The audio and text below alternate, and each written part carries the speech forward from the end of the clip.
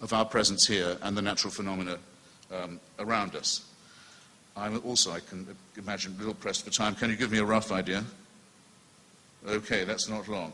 I'm going to be very quick and say what I've been implying, and I was going to lead up to a bit more slowly, which is that this referring upwards of these questions of responsibility, of freedom, of inquiry, this referring upwards of them all the time to a celestial authority is, in my opinion, as well as futile intellectually, potentially very sinister, because what it suggests is that we are governed by a kind of celestial dictatorship, by an unanswerable to unchangeable authority in the sky that can watch us, keep us under permanent surveillance, keep us permanently under watch, can convict us of thought crime, can guard us while we sleep, and that carries on this process of surveillance and supervision even after we are dead.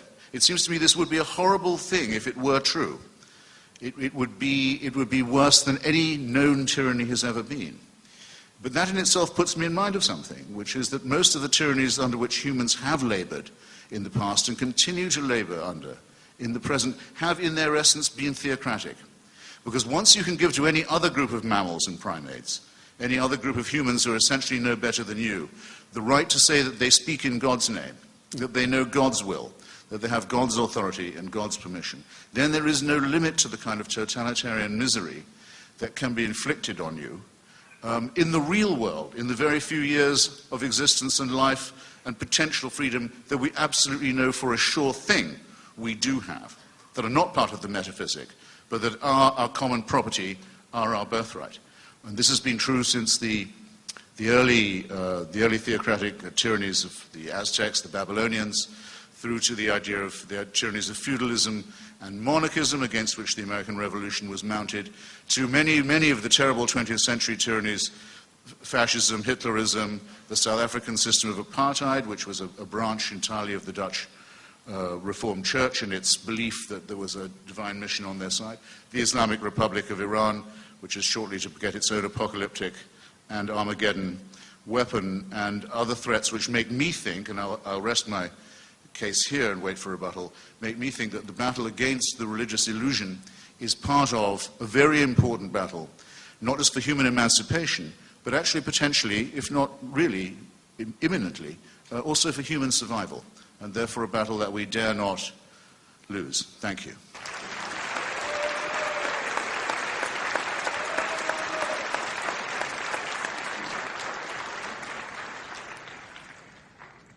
We accidentally let Mr. D'Souza go over time for 3 minutes, so Mr. D'Souza will have a 5-minute rebuttal, and then we'll even that score by giving Mr. Hitchens an 8-minute rebuttal.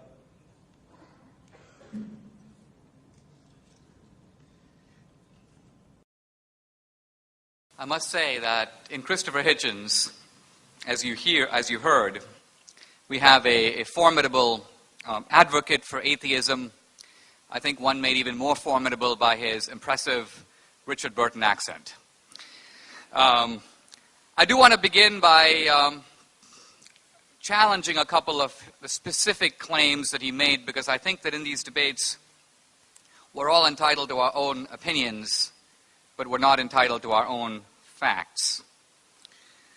He began by saying that he challenged Christians, or anyone, to state a premise from within religion that is exclusive to Christianity, that would not be or could not be advocated, I suppose, consistently or in reason by an atheist.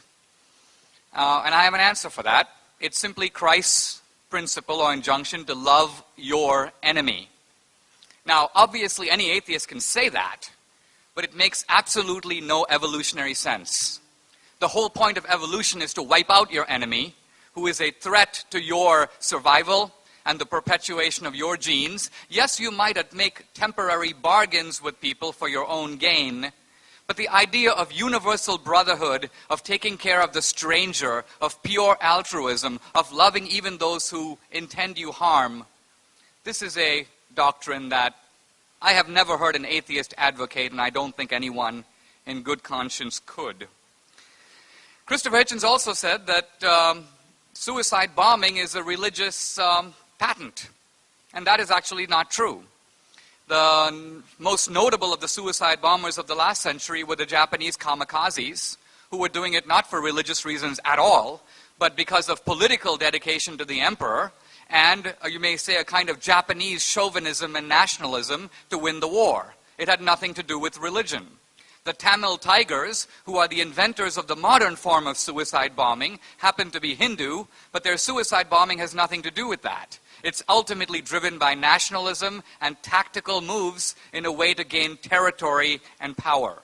So an attempt to simply take these actions and ascribe religious motives, even when none are present, I think is a little bit dubious. Even if you look at religious conflicts around the world, the Hindus and the Muslims aren't really fighting about religion, they're fighting about Kashmir. The Israelis and Palestinians aren't really fighting about God, they're fighting about land. So there's an effort here to blame religion for things that often have little or nothing to do with it. Then Christopher Hitchens gave a very memorable example of his teacher talking about why we like green stuff like pastures and blue stuff like oceans. And his own ingenious observation is that we have adapted to nature, not nature to us. In those two rather pathetic examples, I think his logic holds. But if you go further, you see that his teacher's argument is completely valid. Let's say his teacher would have framed it somewhat differently. Not that we happen to like green pastures, but aren't we fortunate to live on a planet where the sun is 8 light minutes away? If the sun happened to be further away, it would be too cold to sustain life. If the sun happened to be a little bit closer, we would scorch to death. Oh, isn't it lucky that in our constellation we have a large planet strategically placed like Jupiter, which vacuums up wandering asteroids and meteors and prevents large lethal objects from hitting the Earth? There's a whole scientific literature on this. Now, this has nothing to do with Darwinian selection. It is simply ludicrous to say that the evolution, that because the dog and the wolf has a common ancestor, it has nothing to do with that. We're talking about the conditions that made evolution itself possible, the conditions that make it possible for life itself to exist on this Earth. And then if you say, well, we just happen to live on a lucky planet, no big deal. There are billions of planets and stars out there. The truth of it is the universe requires certain numerical constants for life to exist. The physicist Stephen Hawking, in his book A Brief History of Time, gives one very revealing example. He says that if the rate of expansion of the universe from the time of the Big Bang differed, not by 10% or 1%, but 1 part in 100,000 millionth million, we would have no universe, we would have no life.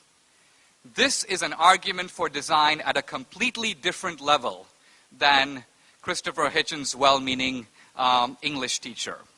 It's an argument that says that not just our planet, but the entire universe has to be as big as it is and as old as it is in order for us to be here having this conversation. This, I think, is an argument that needs to be answered, and I'll wait to see whether it is. I want to make a final point in my time about my own time. My time is up. Thank you very much.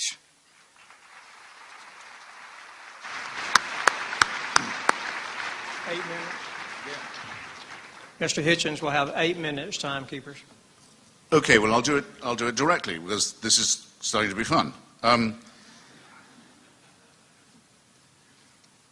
don't want to change the goalposts, of course, but I don't actually think that loving your enemy is always a moral injunction.